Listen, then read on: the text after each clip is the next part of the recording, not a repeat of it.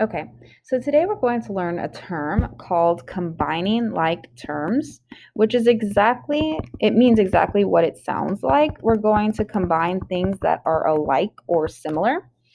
And so we're going to read this problem thinking about what parts of this expression can we combine so that it's as simplified as possible.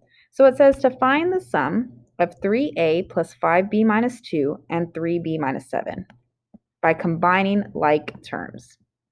Okay, so first of all, I see that it has sum in the question. Well, what does it mean to find the sum?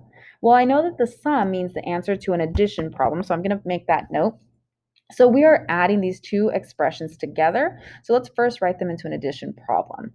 Okay, so we have 3a plus 5b minus 2. That expression is being added to 3b minus 7. Okay, well, let's go ahead and rewrite this without parentheses so we can see all the terms laid out in front of us. So plus a 3b minus a 7. Okay, well, what do we notice to begin with? Well, I do see an a variable and I see a b variable, and then I see other numbers that are just normal looking numbers. So what does that mean? Well, I know that variables represent a number that is missing, but if there are two different variables, that must mean they represent two different numbers. So, can we actually solve this problem?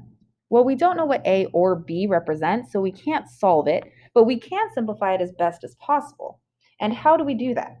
Well, it says to combine like terms, so we want to know what terms actually look alike so that we can start coding them with different symbols. So let's go ahead and box symbols that we see that are alike. So I see that this plus 5b, in fact, let's use a different color. Let's use a different color so that we can draw our eye to what is alike. So plus 5b. I see that those two are alike. I see that the minus 2 and the minus 7, right, those are alike because they are just whole numbers. And then this 3a is all by itself. Okay, so let's go ahead and write out how can we combine a plus or a positive 5b plus 3b.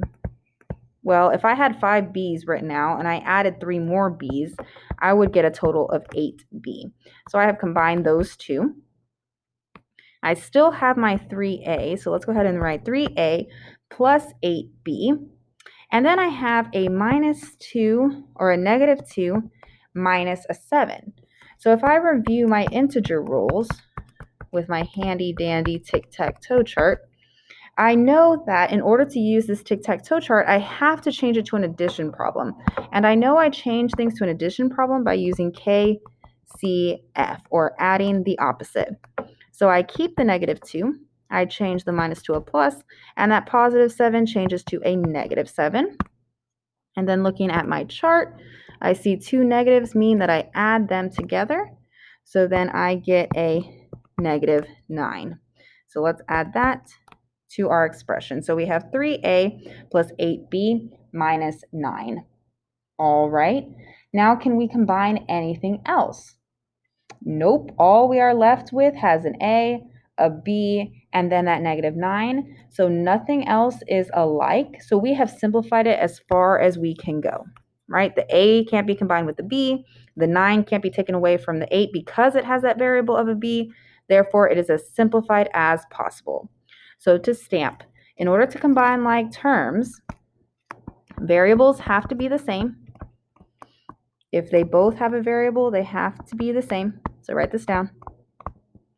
Or we can combine numbers like normal, right? Decimals, fractions, and whole numbers. Those can be combined like normal if we see them without a variable.